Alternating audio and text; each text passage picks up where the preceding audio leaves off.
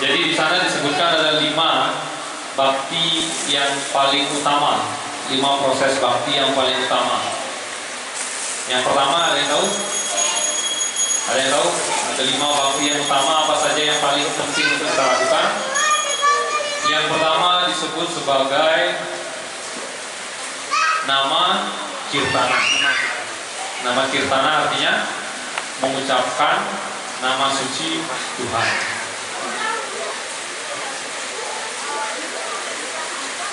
Jadi yang pertama adalah nama kirtana atau mengucapkan nama suci Tuhan atau nama suci Krishna. Kenapa? Karena beliau tidak berbeda dengan nama suci beliau. Di dalam Sri Chaitanya Charitamrita disebutkan kali-kali nama rupi Krishna Avatare, bahwa pada zaman kali ini Tuhan Yang Maha Esa Sri Krishna muncul dalam bentuk nama suci beliau. Kemudian di dalam Srimad Bhagavatam juga disebutkan apa slogannya itu? Apa slogannya? Yagyai Sankirtana Prayair Yajantihi Sumidasaha. Jadi dalam Srimad Bhagavatam skanda 12 disebutkan Yagyai Sankirtana Prayair Yajantihi Sumidasaha. Bagian awalnya saya lupa. Disebutkan bahwa mereka yang sumedasaha atau mereka yang berpengetahuan, mereka yang memiliki kecerdasan sumedasaha, maka yang mereka lakukan, yagya yang mereka lakukan adalah yagyai sankirtana. Sankirtana artinya pengucapan nama suci Krishna. Sankirtana. Kirtana itu berasal dari kata kirti. Kirti itu artinya pemujaan atau pengucapan. Jadi kirti itu artinya pengucapan. Kirtanam itu artinya pengucapan nama suci Tuhan. Kemudian sankirtana, san depan itu artinya berasal dari kata samyak yang artinya sempurna. Jadi pengucapan nama suci Krishna yang sempurna. Kapan pengucapan nama suci Krishna bisa benar-benar sempurna? Adalah ketika itu diucapkan dengan semangat yang benar, bisa dipahami dengan semangat yang benar, dan di dalam pergaulan dari para penyembah. Mengapa kita harus melakukannya secara bersama-sama? Kalau saya lebih senang sendiri, saya bisa nyanyi bebas atau saya bisa berjapa lebih banyak sendiri. Kalau sama orang lain, saya akan banyak ceritanya atau banyak ngobrolnya. Itu benar. Jadi nama suci Tuhan diucapkan dengan 2 cara, yakni dengan cara yang bersifat individu atau dengan sendiri, yakni berupa japa, dan yang kedua adalah berupa kirtanam atau pengucapan nama suci Tuhan bersama-sama. Masing-masing itu memiliki fungsi yang berbeda. Karena pada saat kita melakukan kirtana, dengan kita berada dalam pergaulan dengan para penyembah, maka kita akan semakin dibuat lebih sadar, bisa dipahami. Jadi dengan kita berada dalam pergaulan para penyembah, dengan kita mengucapkan nama suci secara bersama-sama, maka vibrasi rohani yang diucapkan oleh penyembah lainnya akan masuk ke telinga kita. Begitu pula vibrasi rohani yang kita sampaikan akan masuk ke telinga penyembah lainnya. Jadi kita saling menyemangatkan dan saling memberikan inspirasi satu sama lain. Jadi pengucapan nama suci Tuhan itu nama kirtana yang paling pertama. Kemudian yang kedua adalah yang tidak kalah pentingnya adalah Sri Murti Sewaya. Sri Murti Sewaya. Apa itu Sri Murti Sewaya? Pemujaan kepada arca. Jadi Srila Rupa Goswami menyebutkan yang pertama adalah mengucapkan nama suci Tuhan. Kemudian yang kedua adalah pemujaan kepada arca. Sri Murtira Sewaya. Semua sudah paham Sri Murtira Sewaya. Lalu kenapa kita harus memuja arca? Kita sudah bahas di minggu sebelumnya. Kenapa sih bentuk beliau? Kenapa beliau terbuat dari batu? Atau kenapa beliau terbuat dari kayu? Atau kenapa beliau tidak terbuat dari yang lainnya? Permasalahannya bukan bahan. Permasalahannya bukan di bahannya, tapi adalah bagaimana Krishna memiliki berbagai macam energi. Entah itu energi material, energi spiritual, maupun energi marginal. Tapi beliau mampu untuk muncul dalam berbagai energi tersebut. Sepanjang beliau memutuskan untuk muncul di bentuk tersebut. Bisa dipahami? Tuhan akan muncul, akan mewujudkan diri beliau dalam berbagai wujud sesuai dengan apa yang dikehendaki oleh Tuhan sendiri. Bukan sesuai dengan angan-angan atau khayalan atau buatan dari mereka yang menyebut dirinya sebagai pemeluk agama, atau mereka yang menyebut dirinya sebagai spiritualis. Bisa dipahami? Jadi beliaulah yang memberikan wujud, beliaulah yang menunjukkan wujud dengan apa? Melalui uraian-uraian di dalam sastra. Ada guru, ada sadu, dan ada sastra. Tiga hal itu adalah satu panduan yang berjalan beriringan dan memberikan arah yang sama. Jadi guru, sadu, dan sastra. Guru itu adalah guru kerohanian, sadu adalah para penyembah murni, dan sastra adalah uraian-uraian kitab suci akan memberikan bimbingan atau uraian yang mengarah kepada tujuan yang sama. Lalu apa yang terjadi ketika mereka atau orang-orang memuja sesuatu dengan keinginannya sendiri? Apa yang akan terjadi ketika mereka membuat suatu proses pemujaan sendiri? Lalu apa yang akan terjadi ketika seseorang mengarang cara pemujaannya sendiri?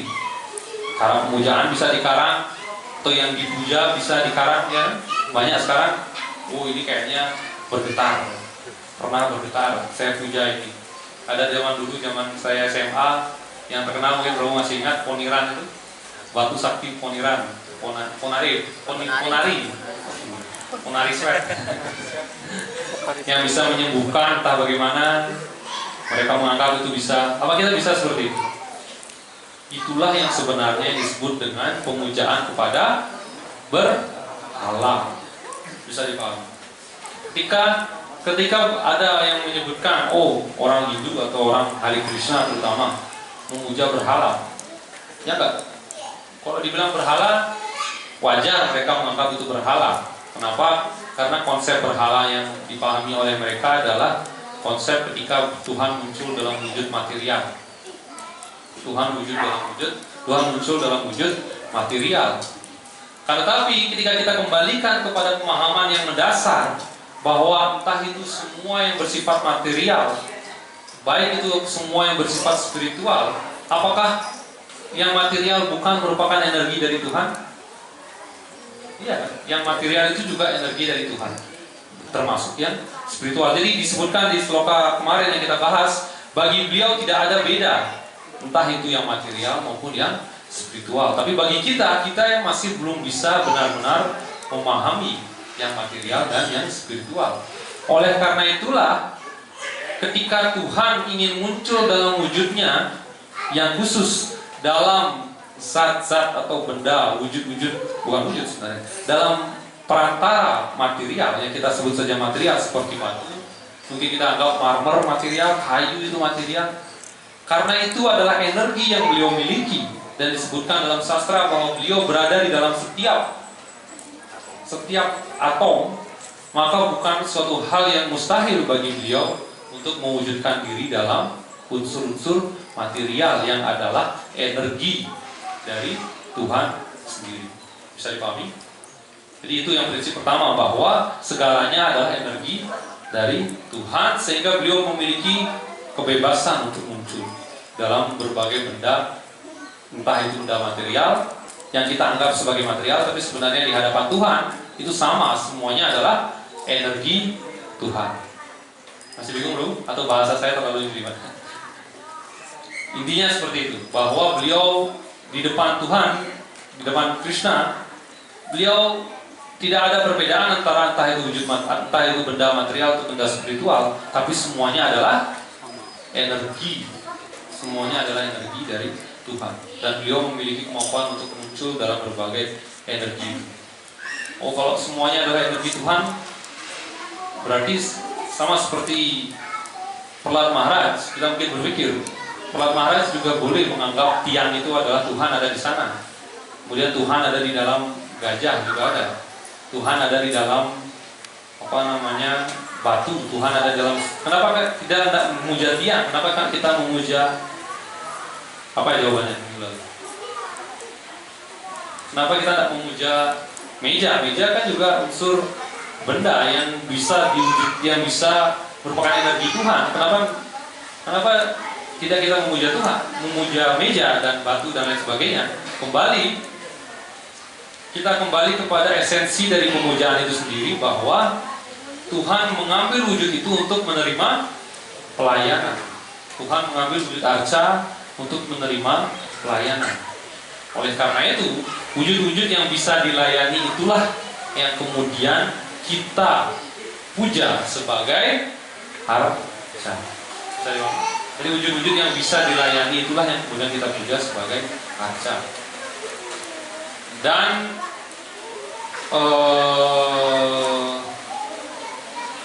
itu yang saya ingat dari yang minggu lalu. Ada yang ingat lagi poin yang utama dari minggu lalu? Ya, itu yang penting, yang paling utama, bahwa kita menyadari bahwa Tuhan ada di mana-mana. Ya, banyak yang bertanya. Kita menyadari ada Tuhan di mana-mana. Kemudian dia berkata, oh saya tidak perlu pergi ke tempel. Tuhan ada di mana-mana. Saya bisa bersembahyang di kamar saya bisa bersembahyang di kamar mandi, saya bisa bersembahyang di tengah hutan. Kenapa saya harus pergi ke tempel? Kenapa kita perlu pergi ke tempel? Kalau orang bertanya seperti itu, apa yang menjadi jawabannya? Gampang sebenarnya, tapi kadang-kala ada yang menjawab dengan cara yang susah, salah. Kira-kira seperti apa kita akan menjawab? Tuhan memang berada di mana-mana, tapi kita belum bisa benar-benar menyadari keberadaan Tuhan yang berada di mana-mana. Tapi dengan kita datang ke tempel, kemudian melihat wujud rohani Beliau, maka kita akan diberi kesempatan untuk melakukan suatu pelayanan untuk bisa memuaskan Beliau. Jadi Beliau muncul dalam berbagai wujud untuk menerima pelayanan. Nah, itu adalah esensi dari mengapa kita melakukan pemujaan arca. Kemudian yang ingin kita bahas sekarang adalah lebih ke yang bersifat teknis, jadi pelaksanaan. Entah itu pelaksanaan, jadi ada yang berpesan kepada saya mulai dari bahkan bangun tidur. Jadi bagaimana, sebenarnya saya perlu bantuan dari para senior-senior yang lain sehingga banyak masukan. Cuma ada sedikit rapat, silakan. Sehingga nanti mungkin minggu depan kalau memang perlu kita bahas lagi. Atau kalau ada pertanyaan kita bisa bahas lagi. Jadi kita akan mulai dari altar itu sendiri. Seperti yang telah kita bahas pada minggu sebelumnya, di antara semuanya yang disarankan untuk dipuja oleh Srila Prabhupada adalah kita memuja arca apa? Pancatatwa terlebih dahulu. Prabhu dan Mataji yang sudah punya altar, kalau Prabhu sudah memuja punya altar kecil, disarankan untuk di altar itu setidaknya ada foto Pancatatwa atau Gaura Nitai. Semua sudah tahu yang mana foto Pancatatwa? Beberapa mungkin nanti akan diberikan informasi, tapi Pancatatwa itulah yang paling sederhana. Yang paling penting apa? Yang paling penting adalah tempatnya harus benar-benar bersih. Benar-benar bersih dan suple ya. Itu tempatnya harus suple. Gimana caranya membersihkannya? Salah satunya yang disebutkan adalah dengan tai sapi. Kemudian bisa juga dengan diberikan air gangga. Jadi Prabhu punya pelankiran di atas di rumah. Nah, masalah di sana bisa ditambahkan foto Pancatatwa atau Gaura Nitai. Kalau Pancatatwa kan terlalu besar mungkin Gaura Nitai. Kemudian kalau Prabhu merasa belum begitu tenang dengan foto Pancatatwa, kadang-kala ada yang semacam itu. Sebenarnya tidak berbeda. Pancatatwa Sri Chaitanya Mahaprabhu adalah Sri Nrsinga sendiri. Kadang-kala ditambah foto Nrsinga tidak masalah. Kemudian yang paling penting adalah foto Srila Prabhupada. Itu yang paling minimal. Bisa dipahami ada foto Pancatatwa, kemudian ada foto Srila Prabhupada. Prabhu bisa meletakkan itu di pelankiran ataupun dimanapun tempat. Kalau zaman saya dulu, ada yang meletak, para brahmachari ada yang punya altarnya itu di dalam lemari. Bisa dipahami. Kalau misalnya orang tua atau siapanya masih agak kurang bisa menerima, Prabhu bisa taruh di dalam lemari paling atas itu. lemari paling atas Prabu bisa taruh foto-fotonya. Artinya lemari paling kayak lemari pakaian paling atas itu bisa taruh sana, tapi dibersihkan di paling atas itu, jangan dicampur dengan yang lainnya. Bisa di sana diletakkan. Kemudian yang paling penting adalah ada foto tadi, foto Pancatatwa dan foto Prabhupada, dan juga kalau bisa ada foto Sri Nrsimhadev. Jadi itu yang paling penting. Ada pertanyaan mengenai hal ini dulu? Satu persatu. Ada yang masih bingung? Iya, silakan. Kalau misalkan kita ngaca itu tanpa pakai sapi hanya menggunakan air jangkalnya boleh nggak? Tidak apa-apa, tidak masalah. Jadi bisa salah satu di antara dua itu atau keduanya lebih bagus lagi. Nah sekarang kita akan bahas, mungkin akan banyak variasi, jadi akan banyak mungkin info Prabu ini mengatakan seperti ini A, Prabu B mengatakan B, Prabu C mengatakan, ada beberapa yang sedikit berbeda, tapi sebenarnya esensinya adalah tidak terlalu jauh beda. Jadi mohon nanti kalau ada yang mengatakan pernah dengar yang berbeda, makanya saya sebenarnya perlu kalau ada senior-senior lainnya bisa memberikan masukan yang lainnya sehingga bisa saling mengisi. Kita akan mulai bahas dari persiapan pemujaan. Sebenarnya kalau dalam buku ini agak detail, dari dalam buku yang saya terjemahkan dari situs di web mengenai pemujaan arca, di sini agak detail disebutkan bahwa pada saat bangun mengucapkan doa Pratah Prabodhito Wisnu Rishikesena, itu cukup detail. Kalau perlu bisa hafalkan, tidak masalah. Cuman yang paling penting adalah baru bangun itu sebaiknya langsung mengucapkan nama suci Krishna. Jadi di sini sebulan setelah bangun pagi ucapkan Maha Mantra Hari Krishna, atau setidaknya ucapkan Krishna Krishna Krishna, kemudian sujud ke guru dengan mengucapkan pranam guru. Bisa dipahami? Jadi setelah bangun pagi, hal yang pertama Prabu lakukan, tidak usah mengambil HP dulu. Zaman sekarang pasti cek HP saya berapa, ada pesan WhatsApp atau lain dan sebagainya. Tidak usah mengambil HP itu, tidak usah ngecek Facebook dulu. Tapi yang pertama kita lakukan adalah ucapkan nama suci Krishna. Entah itu Krishna Krishna Krishna atau mengucapkan Maha Mantra Hare Krishna. Jadi itulah yang pertama kali dilakukan setelah bangun pagi. Kemudian ini agak banyak detailnya. Ada mantra yang Pratah Prabodhito tadi, kemudian Samudra Wasanya Dewi Parwata Stane Manditi. Bisa kalau Prabu ingin lebih semangat, ingin lebih berkualifikasi, bisa dihafal mantranya. Tapi yang paling penting adalah seperti saya sebutkan tadi, mengucapkan Maha Mantra Hare Krishna. Ya, silakan. Itu mengucapkan mantra Hare Krishna itu, kalau bilang baru bangun itu harus dibarengi mandi dulu atau langsung baru? Tidak, baru bangun ya baru buka mata. Belum sama mandi dulu. Tak usah, mengucapkan nama suci Krishna baru bangun, baru benar-benar bangun. Ada beberapa yang kalau zaman saya di Vrindavan, bahkan brahmacari itu mereka tidak bangun, tidak mandi, mereka berjapa menyelesaikan japanya 16 utara. Untuk pagi itu mereka menyelesaikan japanya sebelum mereka mandi. Jadi mengucapkan nama suci Krishna itu tidak ada aturan dan peraturan yang ketat. Di Prabu tadi bisa, tapi kalau tadi ingin bangun kemudian mengucapkan nama suci Krishna, tapi sebelum berjapa Prabu ingin gosok gigi dulu, cuci muka supaya lebih seger, bagus. Tapi tidak benar-benar harus seperti itu. Saya pahami. Tapi yang paling baik adalah langsung mandi setelah bangun. Dan untuk yang Diksa Harinam, minimal bangun dari bukunya yang disebutkan adalah jam berapa? Yang Diksa Harinam sebenarnya yang dimaksudkan minimal bangunnya adalah setengah jam sebelum matahari terbit. Minimal yang Diksa Harinam. Kalau Diksa Brahmana harus Brahma Muhurta 1,5 jam. Diksa Harinam minimal itu maksimal. Paling lambat dia bangun setengah jam sebelum matahari terbit. Kenapa? Karena disebutkan seperti halnya ketika raja ingin datang ke satu tempat. Ketika raja ingin datang ke satu tempat, apa yang kemudian terjadi sebelum raja itu datang? Pasti akan proses pembersihan, steril, harus steril daerah itu, harus bersih, harus benar-benar siap untuk menyambut kedatangan raja atau kedatangan presiden lah. Begitu pula dalam Brahma Muhurta. Kenapa Brahma Muhurta itu baik? Adalah karena sebenarnya disebutkan Krishna Surya sama, jadi Tuhan itu seperti halnya matahari. Jadi ketika sebelum matahari terbit, segala macam kemujuran itu datang pada saat itu. Segala macam kemujuran itu datang pada saat sebelum matahari terbit.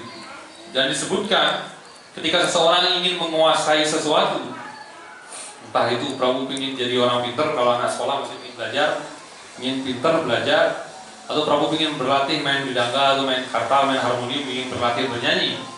Waktu yang paling baik untuk berlatih itu adalah pada saat sebelum matahari terbit.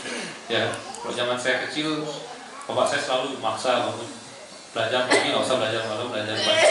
Kenapa? Karena pada saat itu adalah saat yang sangat tenang, ya kan? Saat yang tidak banyak ada gangguan. Beberapa mungkin bisa mendapatkan ketenangan, tapi mungkin ibu-ibu belum benar-benar bisa tenang. Jam-jam segitu belum benar-benar bisa tenang. Kalau bisa berarti bangun lebih pagi lagi supaya dapat. Biasanya Brahma Muhurta adalah 1,5 jam sebelum matahari terbit. Makanya Mangalarati dilakukan jam berapa di sini? Jam 4:30. Kenapa? Karena di sini matahari terbit jam berapa? Jam 6 kan? Jam 6 sudah mulai terbit. Di beberapa tempat di Vrindavan kadang-kala Mangalaratinya bisa jam 5, bisa jam 5:30. Kenapa? Karena matahari terbitnya lebih telat di sana. Jam 7 itu baru terbit. Jadi begitu pula program tadi Brahma Muhurta Mangalarati itu sebaiknya dilakukan 1,5 jam sebelum matahari terbit. Jadi bukan berdasarkan waktunya jam 4:30, tapi adalah dilakukan pada saat Brahma Muhurta. Jadi disebutkan di dalam buku panduannya, sebenarnya kalau baca di sana ada bangun pagi yang diharapkan adalah maksimal 1/2 jam sebelum matahari terbit. Kenapa? Karena itu kekuatan kemujuran, kekuatan itu datang pada saat matahari kan. Orang Bali kan juga kurang lebih seperti itu kan. Jadi matahari terbit itu kita harus bangun. Ya, itu penting. Kunci utama di dalam bakti itu adalah bangun lebih pagi. Bangun lebih pagi. Kunci utama. Sebenarnya bukan hanya kunci utama dalam bakti, kunci utama dalam kesuksesan. Ya kan? Saya pernah baca di dalam mereka yang sukses itu adalah mereka yang berusaha untuk memulai segalanya lebih awal, mempersiapkan segalanya lebih awal. Jadi mereka pasti bangun lebih pagi. Gimana caranya bangun lebih pagi? Secara otomatis kita harus tidur lebih awal. Tidur lebih awal. Perlu waktu berapa lama kalau Prabu punya kebiasaan yang nggak baik? Kita nggak bisa tidur, saya tidur. Perlu waktu 2 minggu. Biasanya 2 minggu sampai 3 minggu harus dipaksa seperti itu, baru itu akan menjadi suatu kebiasaan. Biasanya. Tapi kalau udah seumur hidup kayak gitu lah. Tapi harus dibiasakan bangun pagi. Tapi saya kira di sini tidak ada permasalahan dengan anak muda-muda, pasti bermasalah dengan itu. Anak muda-muda itu sekarang susah bangun pagi itu. Kenapa? Karena malamnya mereka terpapar kan terlalu banyak hal.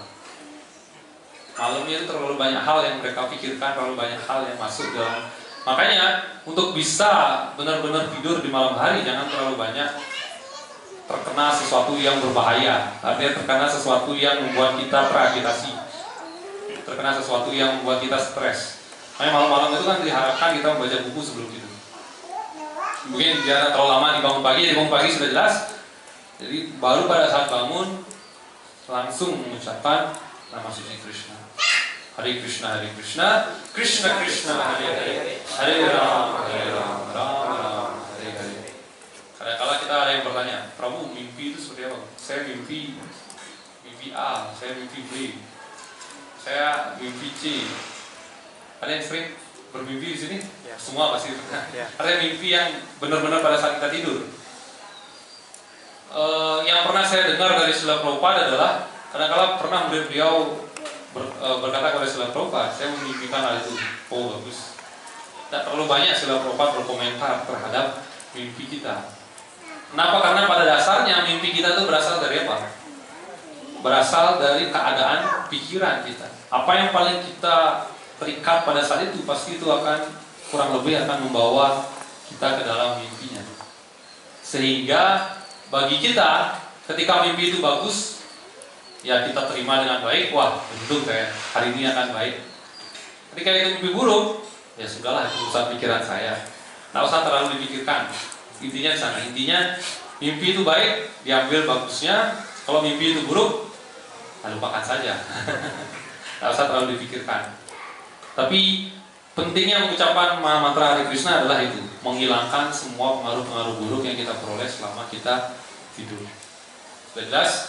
Setidaknya mengucapkan mantra Hare Krishna. Kemudian ini bab 1 persiapan puja. Sebenarnya buku saya jauh lebih bagus daripada ini. Tapi karena sudah habis stoknya. Kemudian yang paling penting adalah kita harus sikat gigi, bersihkan lidah, dan berkumur.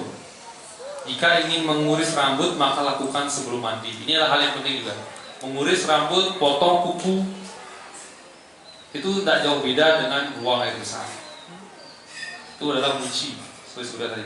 Itu adalah kotor. Mengeluarkan semua kotoran dalam tubuh kita itu termasuk potong kuku. Makanya kan orang Bali nggak boleh potong kuku di tengah kamar, ya kan? Orang Bali kan mengatakan nggak boleh potong kuku. Kalau zaman saya kecil potong kuku di tengah kamar, kukunya diambil sama hantu. Nanti hantu masuk ke kamar. Jadi ditakut-takuti.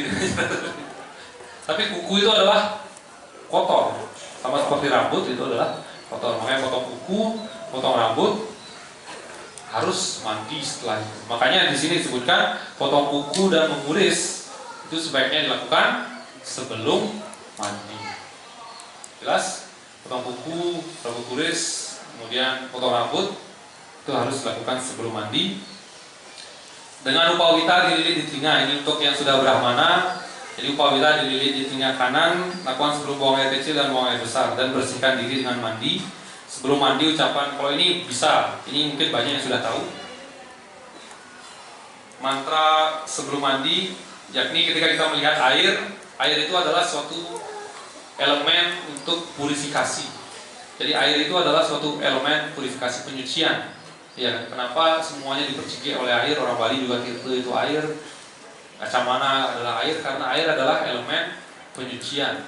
Ada namanya penyucian suksma, penyucian hati kita atau badan halus kita dengan cara apa? Dengan mantra tadi ketika kita baru bangun, dan penyucian badan luar kita, yakni adalah yang utama adalah dengan air. Dan sebelum menyucikan mandi dengan air, ada ini satu yang sering mungkin kamu sudah dengar mantranya, Om Apavitra Pavitro Va Sarvavastam Gato Piva Yasmaret Pundarikaksam Sabahya Bentara Sucihi. Sudah tahu kan? Beberapa sudah tahu. Jadi itu bisa diucapkan sebenarnya ketika kita sebelum kita mandi dengan melihat air. Dan hal yang paling penting pada saat kita mandi adalah hendaknya seorang pria mandi menggunakan kopin atau celana dalam ataupun kain dhoti atau cadar. Hanya menggunakan dhoti tidaklah tepat. Artinya benar-benar air itu adalah elemen penyucian dan ada suatu kepribadian di sana, sehingga sebenarnya sangat sangat tidak disarankan untuk mandi dalam keadaan telanjang. Sangat tidak disarankan untuk mandi dalam keadaan telanjang. Ada yang ingin jadi Nalakuwera dan Manigriwa? Si penting mereka bertemu dengan Narada Muni. Tapi kalau kita dia akan seperti itu. Bagaimana Nalakuwera dan Manigriwa dikutuk menjadi pohon karena mandi dalam keadaan telanjang. Jadi kita sebaiknya kalau bisa menggunakan kayak kain kecil, berapa kali menggunakan kain kecil, terus setidaknya celana dalam dan lain sebagainya, dalman, jangan benar-benar telanjang untuk dalam keadaan mandi. Pria hendaknya menggunakan kopin dan itu ketika kemudian keringkan badan, kemudian bilas gapsa. Jadi pertama tentunya sikat gigi, dan yang sangat penting juga adalah membersihkan lidah. Mungkin belum terbiasa ya membersihkan lidah dengan alat kerok lidah itu sebenarnya sangat-sangat sehat. Ketika kita bisa membersihkan lidah dengan alat kerok itu sebenarnya sangat sehat dan itu sangat menyegarkan juga. Jadi sikat gigi sebelum. Kalau orang medis biasanya menyarankan sikat giginya bukan pada saat mandi pagi, tapi setelah makan pagi. Tapi kita harus sikat gigi adalah sebelum benar-benar mandi. Jadi sikat gigi terlebih dahulu dan lain sebagainya. Kemudian adalah hal yang penting berikutnya adalah menggunakan pakaian. Ada pertanyaan mengenai itu? Sepertinya enggak. Ya, sudah jelas. Kemudian yang paling penting berikutnya adalah pakaian. Ketika Prabu ingin melakukan puja, maka pakaian yang harus digunakan harus benar-benar bersih. Artinya bersih itu adalah belum digunakan sebelumnya. Artinya belum digunakan untuk tidur, tidak digunakan untuk ke kamar mandi, tidak digunakan untuk makan, tidak digunakan masuk kamar jenazah, tentunya sangat kotor, dan juga untuk hal-hal yang kira-kira mengotori, mengontaminasi. Jadi pakaiannya adalah pakaian yang bersih. Kalau bisa setiap hari perlu bersihkan apa-apa. Cuma kadang-kala ada pakaian yang bersih dipakai untuk setiap sembahyang, itu juga bagus. Tapi jangan sampai kayak saya dulu males. Zaman saya masih di asram, 2 minggu nggak saya cuci pakaian untuk puja, jadi ya kotor juga sebenarnya itu. Jadi bisa dipakai untuk puja. Setiap puja kita punya pakaian khusus yang dipakai pada saat kita puja, artinya sebelum pemujaan, itu bisa. Dan yang paling penting adalah bagi yang sudah punya altar, terutama yang memuja arca, maka pakaian yang di altar untuk pria itu sebaiknya tidak ada jaritannya. Bisa dipahami? Pakaian yang tidak ada jaritannya. Kain pujari kan tak pakai baju. Pujari yang pria tidak pakai baju, bukan berarti tidak pakai baju, tapi harus menggunakan pakaian yang tidak ada jaritannya. Seperti apa? Sebenarnya semua udah bisa pakai cara. Saya harus tunjukkan. Jadi ada beberapa. Yang paling baik adalah panjangkan di bagian yang harus kita mau lipat, masukkan di bawah tiang ini. Itu yang pria dulu. Yang wanita, yang ini saya perlu mata dia yang tahu sebenarnya. Masih tidak ada. Dan ini adalah yang paling bagus. Dan kalau bisa tangannya ditarik, jadi tidak mengganggu. Di tangan kanan kita pasti terbuka, ini harus terbuka. Untuk pelayanan tangan kanan ini terbuka. Yang kiri yang tertutup. Jangan ditukar. Jangan yang di sini. Tapi yang harus yang kanan. Bisa dipahami? Kalau tidak bisa Prabu seperti ini, bisa juga hanya seperti ini. Tapi yang paling bagus adalah benar-benar tertutup, sehingga mungkin keringat atau yang lain kotoran tidak mengganggu kita. Jadi benar-benar tertutup. Sebelum pakai pakaian, sebenarnya yang kita harus lakukan adalah memakai tilam. Kalau bisa pakai pakaian bawah, cukup pakai pakaian bawah, kemudian pakai tilam. Semuanya sudah tahu mantra tilam. Jadi mantra tilam ada yang mantra lengkapnya, lalati kesawam diayan, di ada lalati kesawam diayan narana atau dari. Tapi tidak apa kalau belum hafal, setidaknya kita tahu mantra satu. Yang paling utama adalah tilam di hening. Apa mantranya? Om Kesawaya Namaha. Kesawaya Namaha. Kalau bisa hafal mantra nila lengkap itu sangat bagus. Yang diurut apa?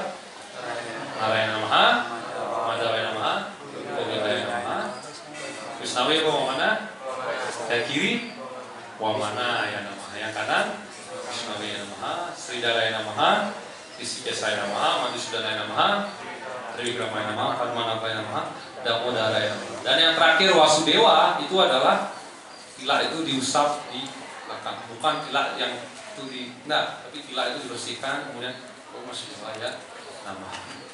Sudah jelas untuk memakai tilak. Dan air yang digunakan dalam menggunakan tilak, air yang digunakan itu sebaiknya air kacamata. Sebenarnya yang paling ideal itu adalah tilak yang kering. Ya, itu yang paling ideal. Jadi kalau punya tilak kering, kemudian ada kacamata itu dituangkan, baru kemudian kayak di tempel ini kan seperti itu. Itu adalah yang paling ideal. Jadi, tapi kalau misalkan nggak bisa, tilaknya sudah isi air, nggak apa-apa. Tapi airnya itu adalah air yang bersih, yang berasal dari kacamata bisa. Sudah jelas. Kemudian kita memakai tilak, kemudian memakai pakaian yang lengkap. Kemudian setelah memakai pakaian yang lengkap, seperti yang saya sebutkan tadi, pakaian yang tidak bersih atau tidak suci, namanya pakaian yang suci, hendaknya tidak digunakan oleh penyembah, khususnya untuk memasak. Ini juga penting, khususnya untuk memasak dan memuja arca. Pakaian bekas pakai, ini pakaian bekas pakai yang belum dicuci dan dikeringkan, hendaknya dianggap tidak bersih. Pakaian yang digunakan untuk tidur, buang air, dan berhubungan seksual adalah tidak bersih. Pakaian yang telah menyentuh benda-benda kotor seperti daging, minuman keras, mayat, atau wanita dalam periode menstruasi juga terkontaminasi. Pakaian yang dicuci di laundry umum juga tidak bisa digunakan untuk pemujaan arca. Jadi ini adalah yang disebutkan di dalam buku panduan pemujaan arca. Jadi itu adalah untuk pakaian yang bersih. Kemudian memakai tilat. Kemudian yang ingin saya berikan yang pertama adalah membuat acamana. Ada yang sudah bisa membuat acamana? Sebenarnya ini perlu tempat acamana. Bagaimana cara membuat acamana? Ada yang zaman dahulu ini loh acamana.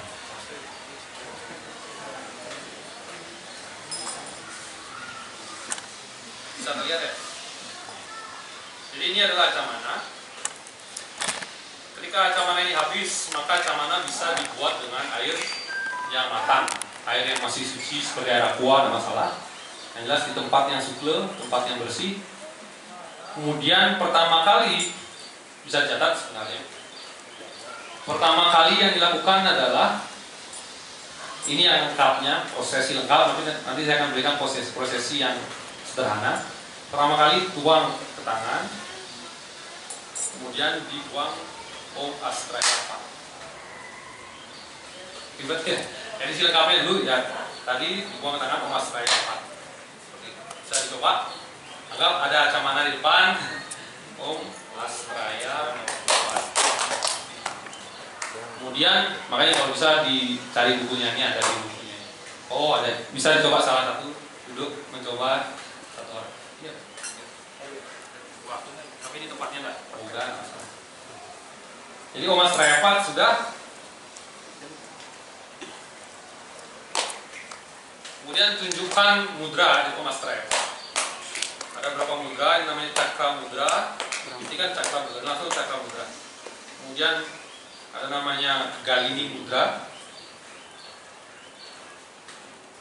Kemudian ada namanya Denu mudra. Gak susah. Ini yang lengkap dulu, makanya saya bilang ini yang lengkap, yang gak susah. Ini untuk di tempel, untuk di arca. Untuk yang muja arca harus seperti ini. Kayak nanti bukunya. Jadi ada cakra mudra tadi, kemudian Galini mudra. Galini itu yang kanan seperti ini, yang ini kanan, jari kelingking di atas, yang kiri, wah, seperti ini. Jadi ini seperti mau menuangkan sesuatu. Galini mudra merupakan suatu saringan. Jadi Galini mudra artinya saringan. Di sini ada penjelasannya. Kemudian Denu mudra agak susah. Ini agak susah. Harus biasa. Jadi jari tengah menempel di telunjuk. Jari telunjuk tengah ini nyerong ya. Kemudian yang ini juga nyerong. Inilah kapan-kapan. Ini untuk yang Brahmana sunat. Seperti itu. Gak susah, bisa loh. Penting. Makanan harus dilatih. Jadi jari ini ke sini, yang ini ke sini, di sini. Itu namanya Denu mudra. Kemudian setelah itu baru kemudian kalau Prabu tidak punya air gangga, kalau tidak punya air gangga yang asli, maka Prabu harus mengucapkan mantra memanggil air gangga. Mantranya Om Ganges. Jadi ini bijaksana mudra.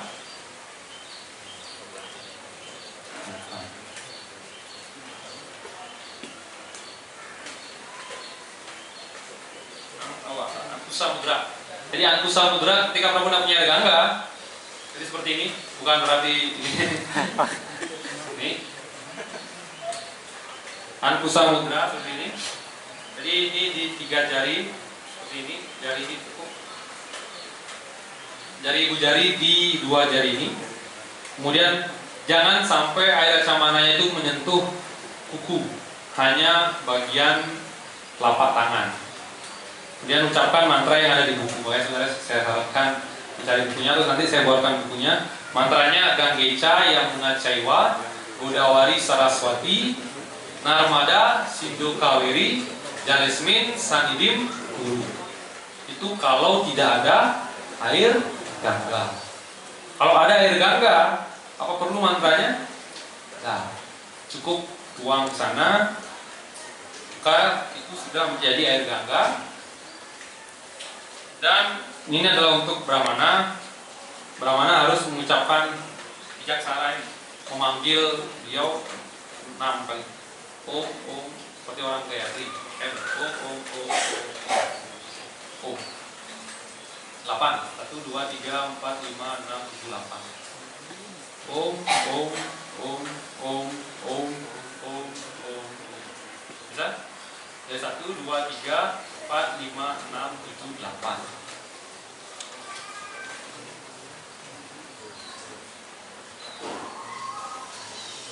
Kemudian setelah itu Matsya Mudra. Baru Matsya Mudra. Itu yang lengkap, panjang kan? Yang sederhana cukup yang awal kalau bisa Om Astrayapa tadi. Tuang ke awal Om Astrayapa. Kemudian tuang air gangga di sana. Setelah itu cukup Bijaksara Mudra tadi. Om-nya 8 kali. Itu kalau bisa. Kalau enggak bahkan cukup dengan menuang air gangga sini. Dan mohon karunia khususnya saya tidak tahu cara membuat acamana, yang ini adalah acamana saya. Itu cara paling ampuh. Tapi setidaknya Prabu bisa memanggil air gangga atau Prabu punya air gangga. Itu yang minimal. Jadi Prabu bisa memanggil air gangga, mantra tadi Ganggeca Yamuna Caiwa Godawari Saraswati, Narmadi Sindhu Kaweri Jaresmin Sanidim Guru. Atau Prabu punya air gangga, uang air gangga atau air yang dijual, biasanya pasti jual kan. Di depan ada jual, dibeli. Kalau sudah memanggil tidak usah mengucapkan mantra ini. Kalau sudah ada mantra, tidak usah lagi mencampur dengan air. Setelah itu bisa melakukan Bijaksara Mudra 8 kali Om. 1, 2, 3, 4, 5, 6, 7, 8. Setelah itu Matsya Mudra. Tapi kalau nggak bisa, cukup yang tadi memanggil air gangga dan Bijaksara Mudra Om tadi. Paham? Ada pertanyaan? Ada yang masih belum jelas? Atau ada yang punya versi lain? Ada yang Prabu Patraka? Semua seperti itu kurang lebih. Cuma biasanya dulu tidak diajarkan lengkap lebih. Tidak ada Om Astrayapa. Tapi ini adalah yang standar untuk sampel. Yang saya berikan di awal itu standar untuk sampel. Jadi sampel harus dibuat. Dan biasanya Prabu bisa membuat acamana 1, kemudian itu dibagi lagi ke dalam banyak air, itu tidak masalah. Campur dengan air, tidak masalah. Cuma seperti air gangga. Bisa dipahami, jadi buat 1, kemudian buat yang lain. Dan biasanya acamana itu dibagi jadi 2. Ada namanya yang untuk kita, untuk pencucian kita di luar, ada untuk alat, kemudian ada untuk untuk arati dan lain sebagainya. Jadi biasanya untuk membersihkan tangan kita dibuat berbeda, tapi itu tidak benar-benar wajib. Untuk sekarang nggak usah sampai ke sana. Yang penting tahu membuat acamana. Sudah? Jadi buat acamana sudah. Setelah acamana itu jadi, baru kita kemudian melakukan acamana. Jadi kita mandi, memakai tilak, memakai pakaian, kemudian kita acamana. Acamana itu adalah pertama duduk. Ada yang mengatakan acamana yang lengkap yang saya akan berikan sekarang. Acamana yang lengkap adalah kita duduk, bukan berdiri lagarian. Kita duduk. Duduk tenang seperti ini. Kemudian kalau tidak bisa duduk, disebutkan kaki kanan, dari kaki kanan lututnya menyentuh tanah, kaki kiri ya, kalau duduk. Atau kadang-kadang kalau berdiri bukannya tidak boleh, tapi tidak disarankan. Artinya kalau cepat-cepatan mungkin harus masuk, mungkin oke lah. Tapi kalau bisa duduk dengan tenang, kemudian lakukan acamana yang lengkap. Acamana yang saya berikan sekarang yang lengkap dulu. Nanti setelah itu baru, kalau Prabu Dhamma tadi belum bisa yang lengkap, kita akan berikan yang sebagian. Yang paling penting adalah acamana, namanya adalah Wisesa Acamana, Vaishnava Acamana atau Wisesa Acamana. Jadi disebutkan duduk di asana. Lebih baik dengan tikar dari pusa. Jika tidak, harus ada asana menyimpuh dengan lutut kanan dan telapak kaki kiri menyentuh lantai. Seperti yang saya tunjukkan tadi. Lutut kaki kanan menyentuh dan kaki kiri menyentuh, telapak kaki kiri menyentuh lantai. Dan yang paling penting ketika kita duduk di asana, itu artinya kita harus ada alasnya. Jadi harus ada alasnya. Jadi ketika kita acamana, kita duduk, kalau cukup waktu belum, artinya kadang-kala kau cepet-cepetan kita harus dulu acamana. Kalau cukup waktunya kita atur sedemikian rupa, kita acamana dengan baik. Jadi yang acamana yang lengkap, pertama apa mantranya? Tuang 1 atau 2 kali. 1 atau 2 kali. Kemudian lihat airnya, perhatikan airnya ini, kemudian berdoa Om Kisawaya Nama. Baru kemudian diminum. Bisa disucikan tangannya, tapi tidak perlu, karena kita akan lanjutkan dengan yang berikutnya. Yang penting itu adalah air itu melewati bagian tangan kita. Ya, air itu harus melewati bagian tangan ini, dan usahakan jangan sampai ada air yang keluar. Kadang-kadang belum biasa pas sering saya dulu banyak waktu baru-baru belajar di dalam baru-baru belajar kemana itu keluar dari itu muci ya. Jadi kalau bisa kadang-kadang dilempar seperti ini, dorong seperti itu supaya tidak jatuh. Dari airnya agak keras, tapi jangan terlalu keras, nabrak. Jadi prinsipnya adalah seperti itu. Jadi tuang melewati bagian ini. Ketika bagian ini menyentuh mulut kita tidak kunci. Tapi kalau intinya air ludah kita jangan sampai menyentuh bagian dari tangan kita. Itulah yang sebenarnya disebut muci. Air ludah itu yang menyentuh, air ludah kita itu yang muci. Karena kalau tidak menyentuh tidak perlu dicuci kan. Kadang-kadang kalau zaman berapa pada saat dietnya cuci tangan dengan mantra, ngapain tangan cuci mantra? Sebenarnya pada saat air itulah yang menyucikan, itulah yang kita berikan mantra Om Kisawaya Namaha. Kemudian yang kedua, sama kayak Tila, apa yang kedua? Om Kisawaya Namaha, Om Narayana Namaha. Om Narayana Namaha. Masih susah susah kadang-kadang untuk belum habis. Dan yang ketiga, Om Madawa Ya Namaha. Baru dicuci tangannya dengan mantra Om Gobindaya Namaha kanan kanan, tangan kiri Om Vaishnaveya Namaha. Kalau lengkap Gobindaya Namaha, Om Vaishnaveya Namaha, Om Madhusudana Namaha, Om Trikramaya Namaha, Om Wamanaya Namaha. Kemudian bibir bawah Om Srigaraya Namaha. Kemudian Om Rizkisaya Namaha kedua tangan, Padmanabhaya Namaha kedua kaki. Kemudian Om Damodaraya Namaha kepala, Om Vasudevaya Namaha. Pada dari bukunya sentuh bibir atas dan bawah dengan kelima ujung jari. Jadi kelima ujung jari. Om Vasudevaya Namaha. Kemudian Om Sankarsanaya Namaha. Lubang hidung kanan Sankarsanaya Namaha. Kemudian lubang ini Rajunaya Namaha. Kemudian ini Anirudaya Namaha. Mata kanan dengan ibu jari dengan jari manis tangan kanan. Om Anirudaya Namaha, Om Purusuttamaya Namaha.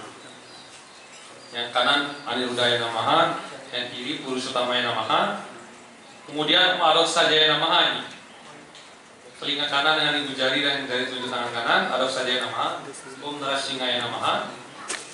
Dan Om Acutaya Namaha, pusar dengan ibu jari dan jari kelingking. Om Acutaya Namaha. Om Janardanaya Namaha. Janardanaya Namaha telapak tangan. Kemudian Om Upendraya Namaha, ubun-ubun dengan kelima ujung jari tangan kanan. Upendraya Namaha. Om Haraya Namaha ini sentuh bagian lengan atas tangan kanan dengan ujung jari tangan kiri. Jadi dari tangan kiri dengan atas tangan kanan. Om Haraya Namaha, Om Krishnaya Namaha. Sudah itu lengkap. Kemudian mantra yang terakhir, Om Tadvishno Paramampadam Sarapasyanti Surayo Divigacak Suratatam Tad Vipraso Vipranyawo Jagriwamsa Samindati Vishnuriyat Paramam Padam. Kejam loh. Tapi pasti di awal panjang, susah menghafal. Makanya saya sebutkan tadi 2 minggu, 3 minggu. Kalau saya 3 bulanan saya setiap hari baca. Lama-lamaan hafal. Susah. Jadi harus terus setiap hari dia kalau punya waktu lebih samana. Dan acamana ini adalah yang sangat esensial dan harus dilakukan di semua pemujaan. Artinya sebelum Prabu melakukan sesuatu untuk menyucikan secara eksternal, kita harus melakukan acamana. Pemujaan arca ataupun berjapa sebelum ada berjapa perbuatan acamana sangat baik. Kalau sudah mandi tentunya belum mandi jangan langsung berjapa tidak apa-apa. Kalau sudah mandi acamana dulu baru berjapa sangat baik. Dan acamana ini kalau masuk ke dalam ruang altar cukup Prabu sekali acamana sebelum masuk. Ya, jadi Prabu setiap masuk saya masuk altar harus acamana lagi. Oh saya mau rati lagi ya. Ajan. Acamana lengkap cukup sekali sebelum melakukan pelayanan. Termasuk Prabu dan Mataji yang ingin membuat garland, membuat masakan, ataupun yang baru datang dari kamar mandi atau misalkan harus buang air kecil dan lain sebagainya. Sebenarnya lebih bagus untuk menahan itu. Tapi kalau tidak buang air besar tentu Prabu harus mandi. Jika Prabu buang air besar, terutama untuk pelayanan harus mandi. Kalau buang air besar, potong kuku, potong rambut itu harus mandi sebelum melakukan pelayanan lagi untuk mencuci perabot boga, memasak, buat garland ataupun yang lainnya. Dan setelah mandi ya lagi acamana lagi. Jadi ulang lagi prosesnya. Sudah paham guys? Sebenarnya sudah tahu mengenai hal ini. Ada yang ingin ditanyakan mengenai proses penyucian? Jadi jadi sebelum memulai pemujaan. Ini baru persiapan sebelum memulai pemujaan. Ada yang ingin ditanyakan? Ya, Pak Taji.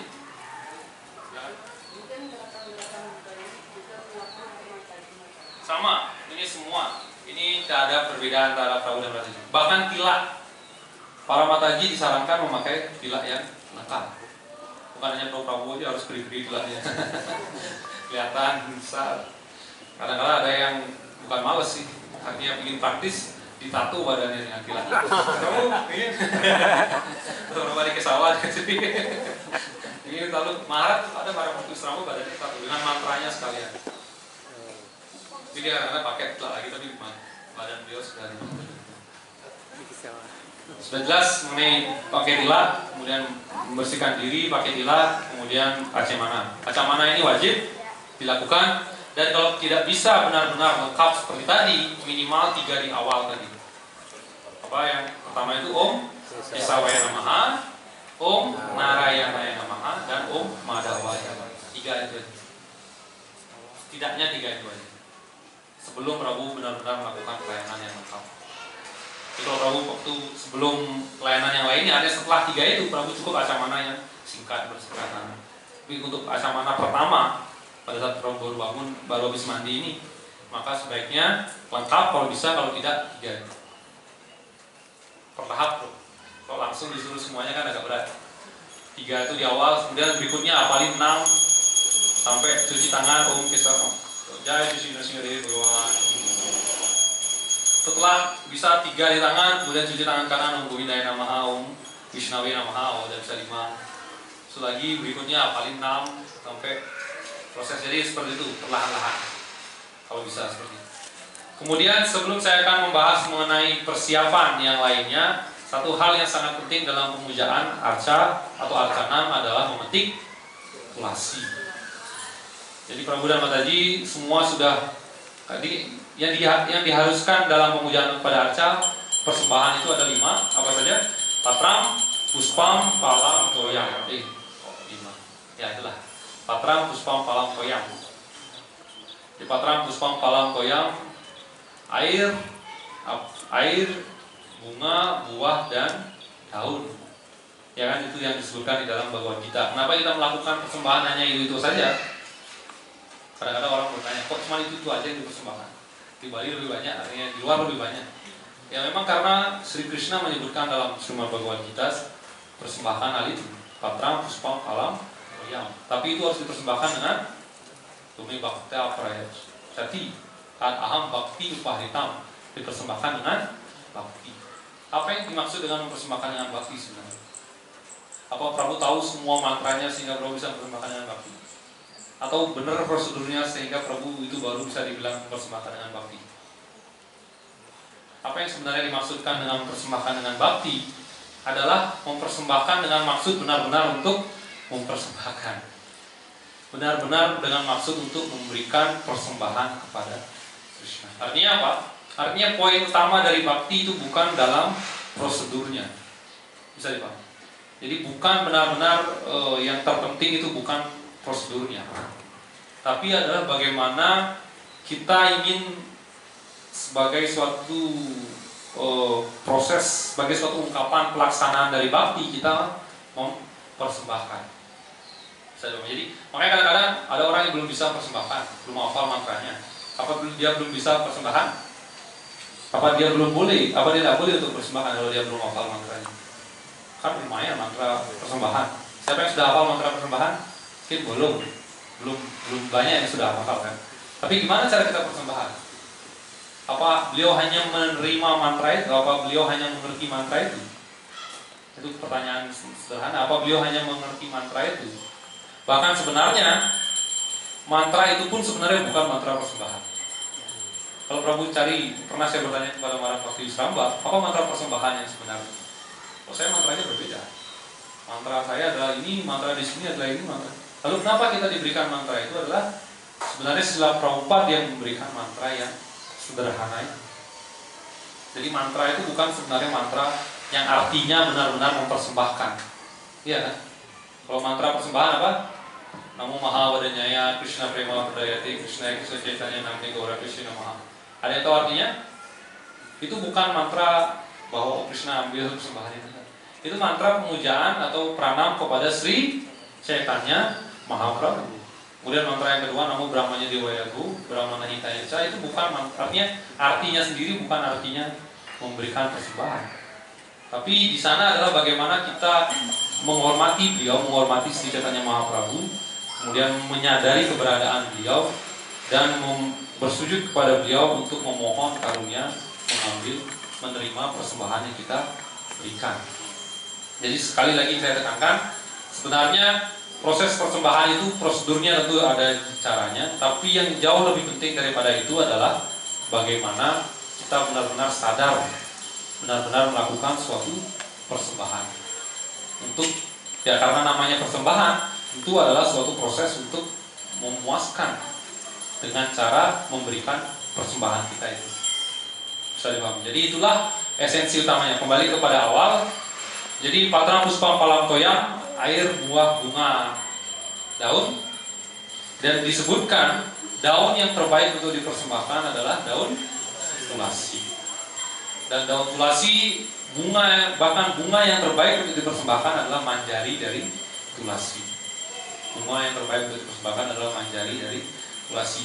Oleh karena itu penting untuk kita mengetahui ini sebenarnya, bahkan yang dulu pun kita sangat sedikit pengetahuannya, sehingga cukup baru sebenarnya ini diberitahu oleh Maharani Bhakti Wisramba tentang bagaimana cara untuk memetik tulasi. Jadi ketika kita memetik tulasi, ada yang memetik tulasi sore hari di sini? Mungkin ada beberapa yang belum tahu. Jadi tulasi Dewi hanya boleh dipetik sampai jam tengah hari, jam 12 siang. Jadi beliau boleh dipetik sampai jam 12 siang. Dan pada saat kita memetik, pakaian kita juga harus pakaian yang bersih, pakaian untuk kita melakukan puja. Bisa dipahami. Jadi memetik tulasi bukan, ini saya bisa sekarang, besok ada tulasi malam-malam petik saja tulasinya. Mungkin ibu bisa di sini, bu, membantu dalam proses arcana. Kalau ada yang salah atau kurang bisa membantu juga sebenarnya. Jadi memetik tulasi adalah proses yang sangat penting. Jadi kita mengambil yang paling penting adalah yang paling penting untuk diambil dalam tulasi itu adalah manjarinya. Ada manjari, bunga dari tulasi yang bentuknya seperti bunga. Manjari dari tulasinya itulah yang semuanya sudah punya tulasi di sini. Ya, tidaknya harus kemudian. Bahkan kalau kita belum punya altar, sebaiknya kita punya pohon tulasi. Lebih baik kita melayani pelayan dari Krishna dibandingkan melayani Krishna secara langsung. Jadi paling pertama itulah melayani tulasi dulu. Bahkan ada yang bertanya kepada Maharani Bhakti Wisramba, apakah boleh kita memberikan tulasi kepada yang bukan penyembah? Karena kan tulasi cukup ngetren. Banyak yang tahu tulasi, orang luar juga tahu tulasi. Beliau mengatakan bisa kita berikan, tapi yang kita berikan adalah benihnya. Yang kita berikan tanamannya, tapi kita berikan benihnya. Ketika ditanam oleh mereka kemudian tumbuh, itu artinya beliau berkehendak untuk muncul di sana. Kalau enggak ya belum saatnya. Tapi tidak diberikan tanamannya. Tapi untuk penyembah wajib untuk memiliki daun tulasi. Dan tulasi dewi itu cukup sensitif. Artinya beliau cukup sensitif. Ketika kita tidak menyiramnya, pasti beliau akan sedih, beliau akan tidak bertahan di sana. Ketika kita menyiram terlalu banyak, beliau juga akan tidak baik untuk keadaannya. Makanya kadang-kadang pernah di Brindawan pada saat musim dingin, kan banyak orang, kalau di sini mungkin tulasi puja hanya ber-10 nggak masalah, satu nuang. Kalau tulasi puja berbanyak, ratusan orang, semuanya nuang setengah camana di pot sampai tenggelam tulasinya. Kalian ingin menyayangi tulasi dengan cara membunuhnya. Beliau cukup tegas bicara pada saat itu. Artinya apa? Artinya ketika itu sudah penuh pada saat tulasi puja, kita tidak usah disiram lagi. Itu akan membuat busuk batang tulasi. Kalau memang sudah basah ya nggak usah disiram. Disiram sedikit kalau Prabu nggak abdol rasanya. Kalau nggak nyiram satu tetes nggak masalah. Itu adalah tulasi. Dan saya agak loncat-loncat. Ya, sebelum itu kita memuja tulasi, kemudian memetik tulasi jam 12 siang dengan pakaian bersih, dan yang dipetik harus adalah setidaknya kalau belum ada daunnya, yang dipetik adalah manjarinya, ujung manjarinya. Kenapa tulasi itu tumbuh tinggi ke atas? Artinya tidak bercabang itu karena manjarinya itu tidak dipetik. Jadi manjarinya itulah yang sebenarnya membuat dia tumbuh lurus. Ketika manjarinya itu dipetik sama kayak tunas kan? Kalau tanaman dipetik ujung tunasnya apa yang terjadi? Dia akan bercabang kan? Makanya petik manjarinya, kalau itu rajin dipetik pasti akan tumbuh rimbun. Jadi manjari itu dipetik, dan manjari dipetik dengan 2 sampai dengan 3 daun di bawahnya. Bisa dipahami? Jadi manjari kan ada manjari seperti ini. Kemudian ada daun, dipetik 2 daun atau 3 daun. Kalau mau lebih, jangan lebih sampai setengah dari zaman saya dulu. Zaman kita dulu bagus ya, ini itu dioperin bagus. Dilihat oleh Maret, menyayangi beliau dengan menyiksa. Jangan, cukup 2 sampai 3 kalau 4. Nah, masalah jangan lebih, jangan terlalu banyak diambil daunnya. Kalau tidak ada daun, ambil daun. Kalau tidak ada manjari, prioritaskan daun yang kering terlebih dahulu. Jadi ambil daun-daun yang sudah agak menguning, itu apa-apa dipersembahkan. Tidak apa-apa, daun-daun yang agak kuning itu terlebih dahulu. Jangan langsung daun yang masih segar yang berdiri, daunnya masih gede. Jangan. Di Krishna tidak akan puas kalau kita menyiksa tulasi dewi untuk dipersembahkan kepada Krishna. Sama kayak seseorang ingin mempersembahkan sesuatu tapi kita pukuli dulu anak buahnya. Nah, jadi harus benar-benar tulasi itu diperlakukan dengan baik, karena beliaulah sebenarnya yang membawakan persembahan kita. Jadi kenapa persembahan itu mau diterima bukan karena kualifikasi kita, tapi karena Krishna melihat ada ibu tulasi di sana. Jadi benar-benar penting untuk meletakkan daun tulasi. Ada pertanyaan? Saya punya pertanyaan. Apa yang kita lakukan kalau tidak ada tulasi? Ya. Itu. Kalau belum punya daun tulasi, kalau belum punya sama sekali, minta. Apa-apa banyak di sini berarti. Tinggal minta ke brahmacarinya. Katanya bawa pot kecil di tempat yang aman, tidak diganggu. Yang paling bahaya sebenarnya di tempat seperti saya kos dulu. Saya kos, berkaya saya. Tulasi kos-kosan di Surabaya. Kayak pulang, apa yang terjadi? Hilang ataupun diambil orang dan lain sebagainya. Itu yang resikonya ya di sana sebenarnya. Kalau kita bisa kayak tinggal satu tempat, kita tinggal di sana, kita pelihara daun tulasi dengan baik. Kalau misalkan kita keluar, pulang kampung, mudik dan lain sebagainya selama sebulan 2 bulan, cukup beritahu tetangga tolong dijaga dan setidaknya disiram. Jadi adalah yang memperhatikan. Kita harus perhatian, kita harus menyadari beliau adalah beliau bukan tanaman biasa, beliau adalah pelayan Krishna yang sangat agung. Oleh karena itu, sejauh mana kita benar-benar memperhatikan tulasi, sejauh mana kita benar-benar melayani tulasi dewi, maka proses bakti kita atau proses persembahan arcanam itu akan semakin baik. Itu bergantung dari bagaimana kita memperlakukan tulasi dewi. Karena semua proses arcanam itu perlu tulasi. Semua proses arcanam itu perlu tulasi. Nah, bagaimana kalau tidak ada tulasi? Ya kan pertanyaannya itu. Kalau ada tulasi ketika sudah lewat jamnya, oh ada satu lagi, saya nggak lihat. Tulasi dewi boleh diambil sampai jam 12 dan hal yang paling dilarang lagi adalah memetik tulasi pada hari Dwadasi. Kapan hari Dwadasi? Satu hari setelah hari Ekadasi. Itu hari liburnya tulasi dewi, tidak diganggu. Jangan pernah mengganggu tulasi dewi, bahkan menyentuh beliau pun tidak disarankan pada hari Dwadasi. Artinya ya membuat beliau tidak nyaman pada hari Dwadasi itu jangan. Dan juga pada malam hari itu sebenarnya tidak baik untuk mengganggu tulasi dewi di WA. Ada yang ingin dulu, saya buat tulasi dari indah, saya buat seperti bonsai, potong-potong, wah. Tulasi dewi harus benar-benar tumbuh dengan baik, dengan alami. Yang boleh kita lakukan adalah memetik manjarinya. Kalau tidak ada manjari, kita petik daun-daun yang agak kering, yang kuning-kuning. Itu bisa dipersembahkan, asalkan jangan terlalu jelek. Kalau tidak ada sama sekali, misalkan Dwadasi, kemudian kita nggak sempat petik tulasi sudah malam, bisa kita ambil tulasi yang masih bagus yang jatuh, dicuci, itu bisa dipersembahkan. Tapi yang jatuh belum diinjak dan belum benar-benar kotor, itu bisa dipersembahkan. Dan kalau tidak ada lagi, Prabu tadi sebenarnya bisa menggunakan batang tulasi. Kalau punya batang tulasi, perlu sentuhkan batang tulasi itu persembahan. Itu bisa. Dan pilihan lainnya adalah bahkan ketika tidak ada tulasi persat, itu dicuci kemudian digunakan lagi, itu bisa digunakan. Maharaj pernah mengatakan, Indra Prabu juga mengatakan seperti itu. Jadi tulasi, tapi yang perasaan kita tak plong kan kayak gitu. Makanya pilihannya adalah batang tulasi. Kita punya batang tulasi.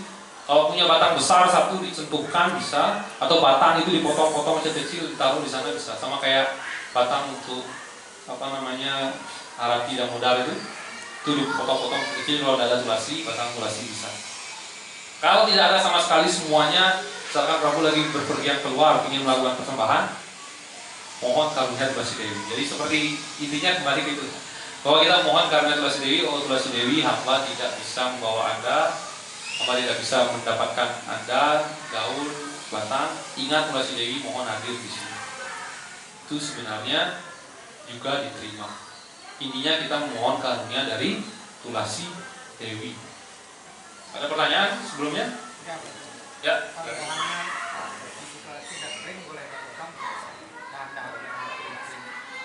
Dahan-dahan yang kering boleh dipotong. Bisa ya, bisa tidak, bro.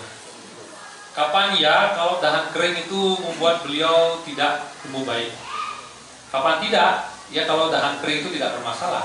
Kalau dahan kering itu hanya kering saja ya sebenarnya tidak usah. Tapi kalau dahan kering itu membuat beliau tidak tumbuh dengan baik, mungkin sebenarnya kita tidak disarankan untuk memutaati terlalu banyak di tulasi dewi, yang boleh hanya memetik manjari itu, tidak untuk membentuk beliau seperti itu. Tapi kadang-kala ya saya pun juga kadang-kala untuk bisa kayak misalnya dahan kering itu kemudian sering terlalu luas dia sehingga orang akan kena nabrak atau nyentuh apa kayak gitu kan, kadang-kadang itu bisa dipotong. Tapi potongan itu digunakan untuk pelayanan. Intinya kita tidak memotong tulasi dewi dengan maksud yang aneh-aneh. Paham maksud saya? Dengan maksud yang ya biar bagus kelihatan tulasi dewinya atau biar bagus kelihatan, tidak. Tapi untuk kebaikan beliau, tentu itu adalah sesuatu yang tidak benar-benar dilarang. Jadi itu yang saya maksud. Ada lagi mengenai tulasi dewi? Ya, silakan. Untuk menyiram tulasi dewi itu harus menggunakan tempat khusus atau apa? Sebaiknya ada tempat khusus. Cuma kadang-kala ketika itu di halaman ya disiram ya. Kalau di tulasi dewi di sini ya tidak masalah, itu yang dipuja. Itu adalah tulasi dewi untuk dipuja. Tapi ketika tulasi dewi di halaman, kadang-kala tidak benar-benar harus tempat khusus. Ya, tidak benar-benar bagus. Tapi ya tidak untuk siram yang lain lah. Artinya tidak untuk siram-siram yang kotor. Ini ya, untuk nyiram tanaman lain kadang-kala ya langsung menggunakan itu. Praktisnya ya seperti itu kan. Ya, kecuali Prabu kalau bisa buat alat penyiram khusus ya lebih bagus lagi. Tapi setidaknya untuk tulasi yang kita puja itu harus khusus. Ya kalau bisa tulasi itu dipagari, dibuat rumah. Tapi di Indonesia tidak benar-benar perlu. Di Indonesia karena iklim kita sangat baik, kita sangat beruntung ada di iklim yang tidak terlalu dingin, tidak terlalu panas. Jadi tulasi Dewi bisa tumbuh dengan mudah dan tidak perlu benar-benar. Ada dipagari aja supaya tidak ada anjing. Kalau zaman di rumah saya banyak anjing, banyak kucing, datang ke sana lari-lari tabrak tulasi Dewi. Jadi kalau bisa kalau punya rumah yang semacam itu ya dibuat pelindung lah. Artinya anggap beliau ada di sana. Beliau adalah pelayan Krishna, sehingga beliaulah yang sebenarnya sangat penting untuk pelayanan kita. Bisa dipahami. Jadi beliau harus kita sadari. Apa namanya? Gimana kalau tulasi yang tumbuh di halaman dan dibiarkan secara liar dan itu mengganggu akses jalan, biar kita maksudnya biar nggak melakukan kesalahan sama tulasi, kita ingin memindahkan ke dalam pot. Apa itu bisa? Sebenarnya sepanjang ya artinya ini begini ya, lebih ke perasaan ya. Kalau bilang salah tidak ya tidak baik namanya mencabut beliau yang sudah tumbuh di sana. Cuman ya kadang-kadang ini namanya dilematis, praktikal itu kan pasti ada hal-hal semacam ini. Intinya adalah bagaimana kita tidak benar-benar ingin mencabut beliau hanya untuk keindahan, hanya untuk akses yang lebih bagus, tidak. Tapi ini adalah untuk kebaikan beliau, ya maksudnya kan untuk supaya beliau bisa tumbuh dengan baik, tidak dihalangi dan tidak membuat kesalahan kita kepada beliau. Walaupun dalam prosesnya itu terlihat seperti menyakiti pohon tulasi ya, tapi kan itu kebaikan. Jadi kalau saya pribadi itu prinsipnya adalah benar, prinsipnya benar. Tapi bagaimana prosesnya, yaitu harus dipindahkan dengan baik sehingga tidak benar-benar. Yang paling bagus lagi ya diperhatikan jangan sampai tumbuh liar. Ya. Karena kenapa tumbuh liar? Kenapa tulasi itu tumbuh liar? Ya karena waktu zaman hujan, musim hujan saat ini manjarinya banyak, jatuh pada saat air hujan, langsung di tanah disiram oleh air hujan, tumbuh manjari itu. Bisa dipahami untuk tulasi? Sudah jam 11:30 baru saya tulasi. Oh ya, gini.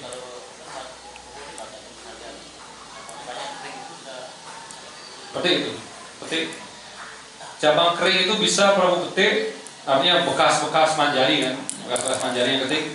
Kalau Prabu bisa bawa ke tempel, di tempel akan digunakan untuk tapal tulasi, dan tulasi itu dibuat seperti pasta untuk arca, itu bagus.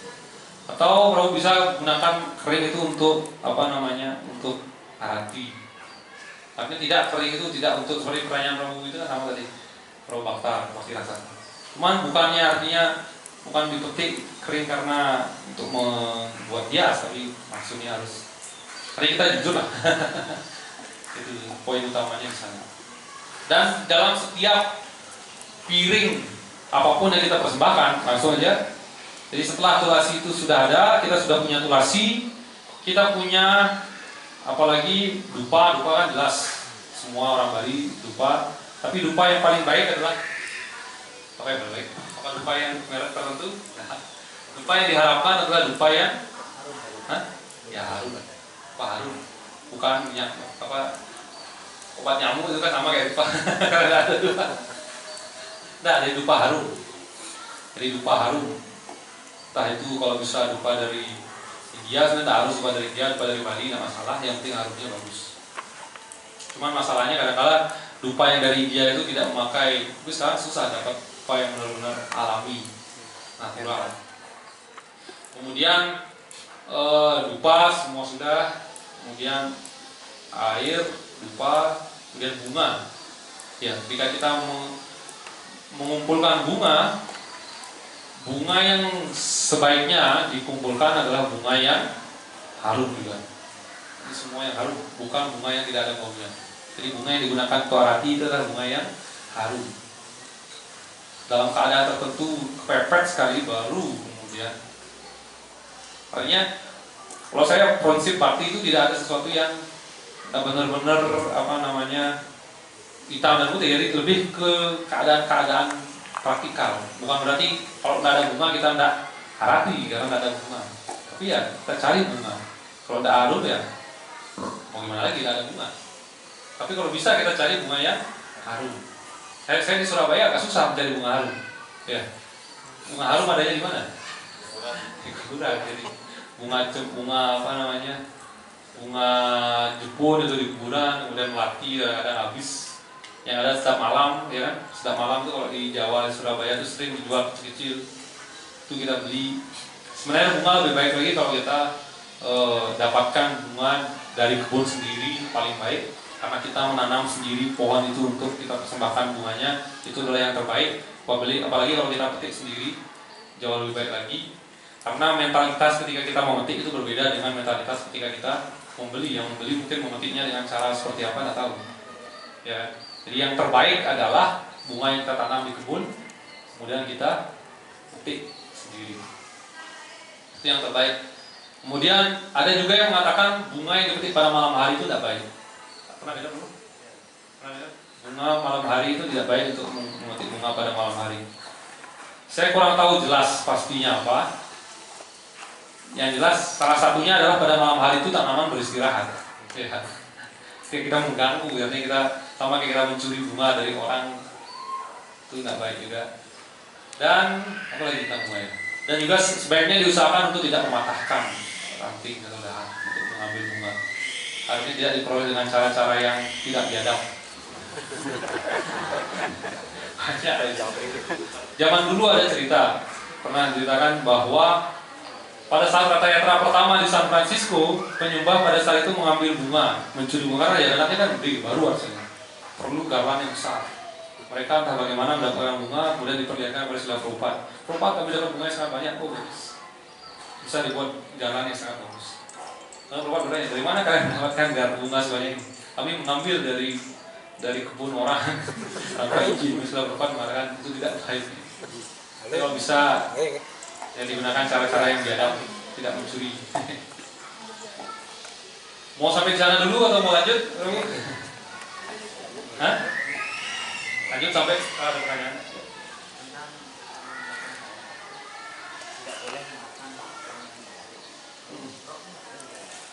Untuk prabu-prabu tidak menggunakan pakaian yang dijahit. Untuk mataji bebas, pakaian pelayanan. Ya, untuk cowok tidak boleh. Terutama untuk mereka yang melakukan pelayanan kepada arca atau mereka yang sudah punya altar. Untuk yang awal, artinya karena ini proses Bro ya. Jadi saya tidak ingin, karena kan bakta program ini dari proses yang baru pertama kali dia datang jadi penyembah sampai dengan dia yang sudah punya altar yang mau diriksa. Bahkan yang Brahmana, ada yang mau bisa Brahmana di sini sudah punya arca. Untuk yang pertama bahkan ya pakaian bersih aja tidak masalah. Itu yang pertama, yang paling awal. Tapi kan kalau prabu bisa pakai pakaian sembahyang ya. Kalau pakaian yang tidak dijarit, doti itu juga tidak sebaiknya dijarit. Doti yang seperti ini bukan dijarit. Dan cadar itu artinya tidak dijarit. Makanya disarankan kita menggunakan kopin untuk yang pria. Dan di diksa, pada saat diksa, prabu saya ingatkan nanti, biar nanti sebelum diksa prabu bingung gimana cara memakai kopin. Jadi mulai sekarang prabu persiapkan diri belajar cara memakai kopin. Gimana caranya? Brahmacari ada bahasanya. Silakan tanya ke para Brahmacari bagaimana cara memakai kopin. Ya, ada kopin dalman yang untuk prabu-prabu. Itu sangat satwik, jauh lebih satwik daripada dalman biasa. Itu yang pertama, mempersiapkan. Jadi kita mempersiapkan persembahan. Setelah kita punya semua perlengkapan yang lengkap, seperti bunga, buah, air dan lain sebagainya. Setidaknya kita punya bunga, dupa, air camana tadi. Kemudian kita mulai mempersiapkan persembahan. Ya, kita mulai mempersembahkan persembahan di pagi hari. Kalau Prabu punya arca, Prabu bangunkan arca. Ya. Jadi kita yang belum ada arca dulu. Siapa di sini yang sudah punya arca? Ada kalangan yang sudah punya arca, Prabu Patraka, kemudian sudah tinggal Brahmana aja nanti. Sebagian besar belum memuja arca. Kalau yang belum memuja arca, tidak perlu membangunkan dengan mantra membangunkan arca. Kadang-kadang altarnya sudah ada, bangunkan orang kita yang mantranya Utistudista Janaweswara Yoga Nidam Raja Prabhuna Munari Nasa.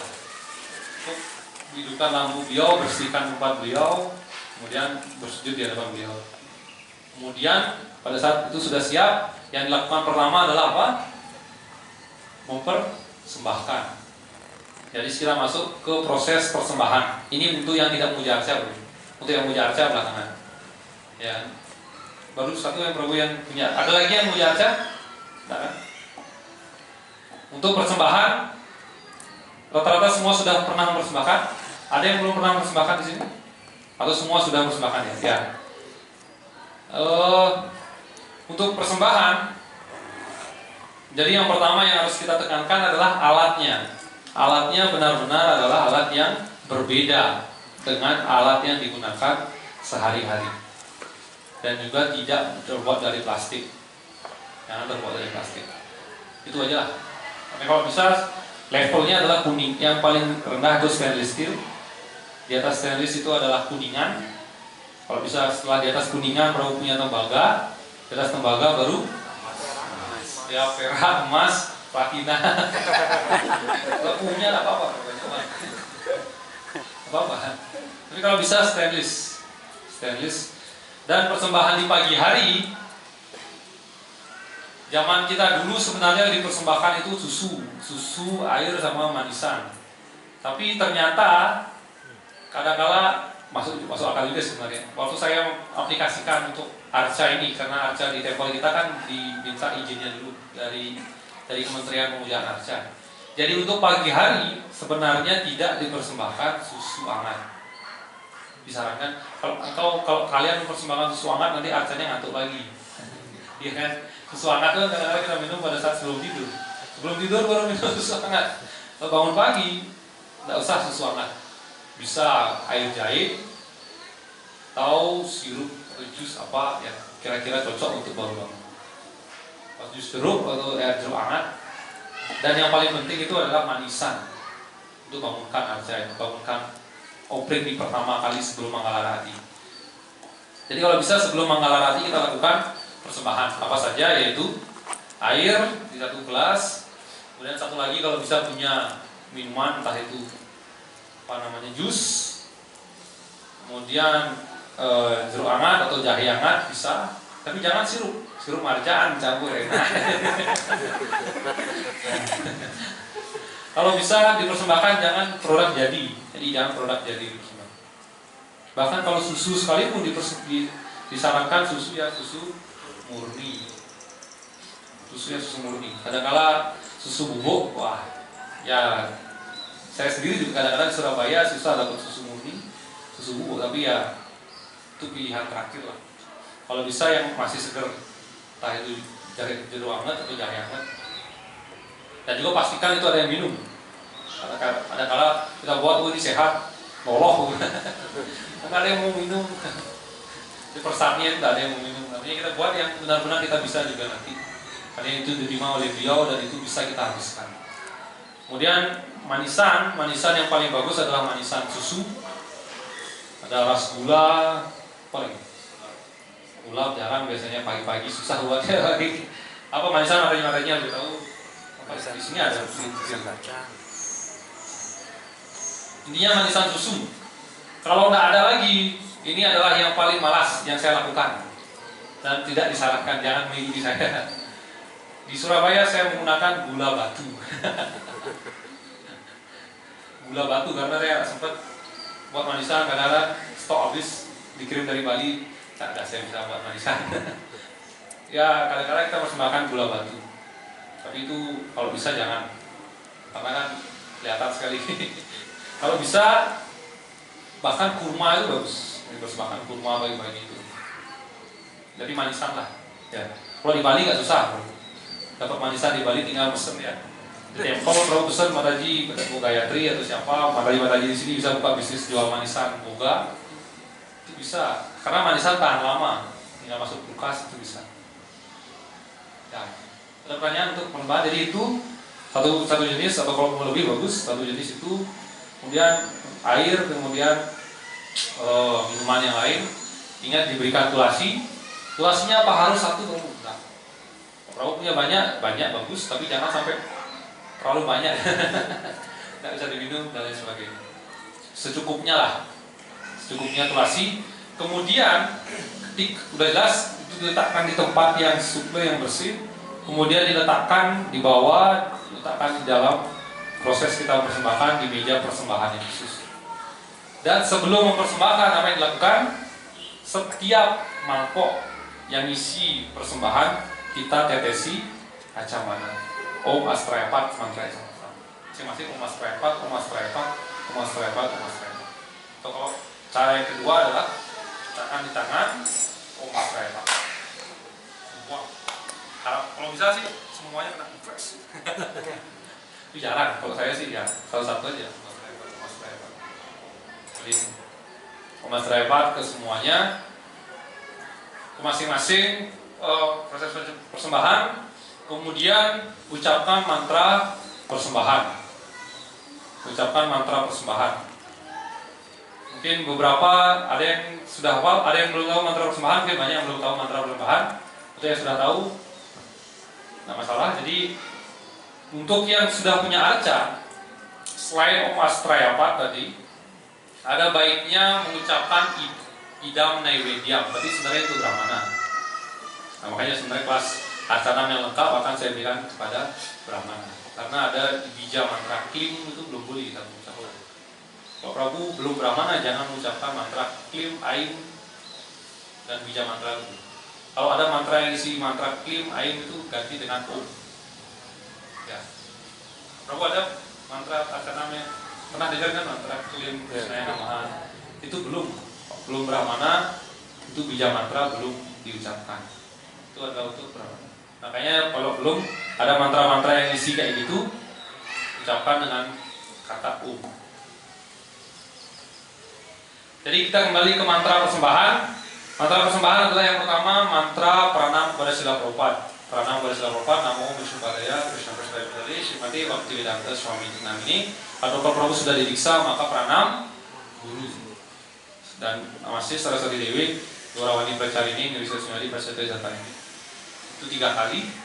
Kemudian baru mantra Namo Maha Wadanyaya Krishna Prema Vardayate Krishnaya Krishna Chaitanya Namne Gaura Krisi Namaha. Dan mantra yang kedua Namo Brahmanya Devayatu Brahmana Hitayaca Jagat Hitaya Krishnaya Govindaya Namo Namaha. Jadi di 2 mantra itu adalah mantra dasar untuk persembahan yang paling sederhana diberikan oleh Srila Prabhupada. Jadi sebenarnya saya sebutkan lagi itu artinya bukan mempersembahkan, tapi Namo Mahawadanyaya itu artinya, ada yang tahu? Pernah dengar arti dari Namo Mahawadanyaya? Pernah dengar? Jadi sebenarnya itu adalah mantra yang diberikan oleh Srila Rupa Goswami untuk memuji Sri Chaitanya Mahaprabhu. Namo Mahawadanyaya, Namo itu artinya hamba bersujud, Mahawadanyaya kepada awatara yang paling berkarunia, Mahawadanyaya. Kenapa beliau paling berkarunia? Karena Krishna Prema Pradayati, karena beliau memberikan Krishna Prema. Krishnaya Krishna Chaitanya, beliau tidak lain adalah Krishna sendiri yang muncul sebagai Sri Chaitanya. Namni Gaura Trisi Namaha, hamba bersujud kepada Sri Chaitanya. Ya. Artinya pada arti mohon menerima persembahan? Tidak ada. Cuman itu diberikan oleh Srila Prabhupada untuk mantra persembahan di dalam ISKCON. Di luar ISKCON kita tidak tahu apa itu mantranya, saya tidak tahu. Tapi di dalam ISKCON itu adalah mantranya. Dan mantra yang kedua, Namo Brahmanya Dewayago. Kenapa Namo Brahmanya? Namo artinya apa? Namo sama hamba bersujud. Brahmanya, Brahmanya itu adalah nama lain dari Krishna. Beliau yang merupakan elemen terakhirnya Brahman. Beliau yang menguasa dari Brahman, Brahmanya. Kalau Brahmana Hitayaca di belakangnya baru kepada Brahmana. Nama Brahmanya Dewa itu nama Sri Krishna adalah Brahmanya Dewa, penguasa dari Brahman. Nama Brahmanya Dewaya Go, bahwa beliau adalah pelindung dari sapi. Brahmana Hitayaca, jadi beliau yang sangat mencintai Go. Go itu artinya sapi. Dan yang kedua adalah Brahmana. Jagat Hitaya Krishnaya Govindaya Namo Namaha, beliau yang adalah penguasa alam semesta yang dikenal sebagai Krishna dan Govinda. Tidak ada kan? Mantra benar-benar mengucapkan persembahan tidak ada. Karena apa? Karena memang arahnya adalah bagaimana kita sadar, kita mengingat beliau, dan pada saat mengucapkan mantra itu kita memohon beliau untuk menerima persembahan kita. Setelah 2 mantra ini, baru kemudian mengucapkan apa? Ya, Pancatatwa Mahamantra, kemudian Hare Krishna Mahamantra. Berapa jumlahnya? Oh, saya terserah. Kamu mau banyak japa 16 kali bisa. Atau cukup 3 kali bisa, sekali bisa. Tapi yang ini, yang di awal tadi, Prabhupada, Namo Mahadanyaya dan Namo Brahmanya Dewa Ego itu 3 kali. Masing-masing 3 kali. Setelah itu, untuk persembahan yang sederhana, Prabu tidak perlu benar-benar harus 15 menit. Cukup 10 menit. Persembahan yang sederhana. Tapi persembahan yang lengkap itu baru 15 menit. Kalau Prabu mau lebih lama punya waktu, asalkan jangan dibiarin deh kalau yang malas kita biarin, kita ngurusi yang lain nanti setengah 1 jam, kita selesai. Coba dilusur aja. Kemudian baru kita akan masuk ke dalam proses arati. Kayaknya waktunya sudah, yang lain juga sudah terlihat lelah. Jadi mungkin kita lanjutkan arati pada pertemuan berikutnya. Ada pertanyaan, Prabu dan Mataji, untuk persembahan? Untuk mantranya bisa mendapatkan buku panduan menjadi penyembah baru. Di sana pasti ada mantra. Ya, silakan Prabu. Di pas ngobrol, pas langsung mengucapkan pranam Prabhupada itu berapa kali? 3 kali. Bisa 3 kali. Keduanya 3 kali. Ya, namo Bismillah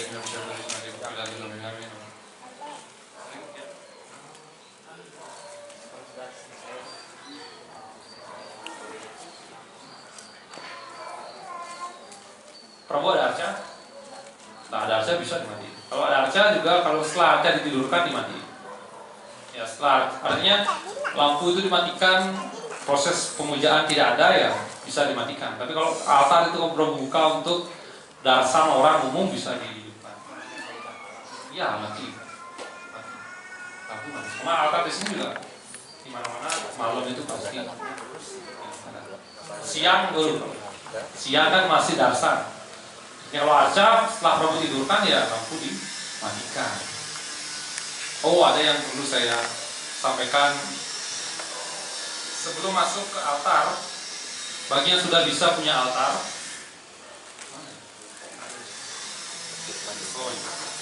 jadi sebelum masuk ke altar, Prabu tidak bisa langsung itu sangat tidak sopan. Jadi sebelum masuk ke altar, apa yang kita lakukan? Ya, kalau Prabu tidak punya bel di luar, Prabu tepuk tangan, ketuk-ketuk, gitu. Ketuk, misi. Ketuk altar, kemudian pada saat buka, ucapkan nama arca. Prabu punya arca Goraitai, ya Sisi Goranitai. Prabu punya arca Jagannath, Sisi Jagannath Baladewa Subhadra. Kalau Prabu punya banyak arca, semuanya diucapkan. Ya Sisi Radha Seswa Jagannath Baladewa Subhadra Dewi Sisi Goranitai. Ya seperti itu. Menyambut dia pada saat berpuasa. Kemudian setelah kembali ke offering ya Prabu ya, sudah jelas. Dan setelah terakhir, setelah offering yang barusan dilakukan oleh para brahmacari di tengah jarinya, biasanya membunyikan genta, kemudian ya bisa bertepuk tangan 3 kali, tapi beberapa tidak bertepuk tangan masalah. Nah jelas ada tandanya, bukan diambil saja. Persembahan dari 15 menit sudah selesai, kami sudah bisa. Artinya proses yang lengkap ada di buku ini, tapi yang sederhana adalah ucapkan pranam Prabhupada, ucapkan Pancatatma Mahamantra, ucapkan Hare Krishna Mahamantra. Jadi namo Vishnu Padek sampai saya tulis Mari Bhaktivedanta Swami Nami Namaste ya Sri Krishna Jaranya Hare Krishna. Kemudian sambil kemudian kita, kemudian terakhir tangan 3 kali ambil persembahannya. Dan yang paling penting adalah juga persembahannya sebaiknya harus ditutup. Kenapa penyembahan harus ditutup? Ya, kenapa tidak dilihat? Ya, intinya ke sana. Jadi ketika ada orang yang mupeng terhadap persembahan itu akan mengontaminasi persembahan. Ketika ada orang yang gileran melihat persembahan itu tidak baik, sehingga itu ditutup. Dan para Mataji khususnya yang masak, yang paling penting juga adalah rambutnya benar-benar harus tertutup. Rambutnya harus tertutup. Dan sebaiknya jangan sama sekali sampai ada rambut yang ada di persembahan. Itu yang mungkin saya sampaikan. Untuk apa bahan yang perlu dipersembahkan itu Mataji yang lebih tahu. Saya panggil ahlinya yang lebih yang lain yang bisa memberikan info mengenai hal itu. Besok atau minggu depan kita akan bahas mengenai proses arati. Kalau Prabu punya alat arati bisa dibawa besok pada saat minggu depan. Jadi kita akan praktekkan langsung Prabu. pinjam di asram, alat untuk arca sebaiknya jangan. Atau yang belum masih dijual bisa Bro pinjam kalau dikasih sama yang jual. Kalau Bro sudah punya alat di rumah, hanya masih bagus, masih bersih, kita akan mempraktekkan di depan. Setuju? Setuju. Atau cukup sampai di sini saja, alati setelah ya betul. Minggu depan kan ada acara sore Pak. Oh aja. Siangnya Terserah. Itu kan hari libur. jam 4. Hah? Biasanya sih lebih awal, bakal program lebih awal. Biasanya bakal program dari kalau ada acaranya sore, bakal program biasanya dimulainya lebih awal. Kalau Prabu tadi tidak bisa lebih awal, bisa hari Sabtunya. Saya bisa bantu hari Sabtu atau hari Minggu pagi juga tetap bisa, tapi datang 2 kali. Terserah di sini ketua kelasnya. Harusnya kita pilih satu ketua kelasnya. Atur ya. Gimana? Kita voting dulu kalau kayak gini demokrasi. Ada yang ingin sebelum acara? Sebelum acara angkat tangan. Ya udah langsung sebelum pagi lah. Udah lebih banyak sebelum acara. Absennya dulu. Oh absennya belum. Wah, Sebelum acara Jam belum acara. jam 5.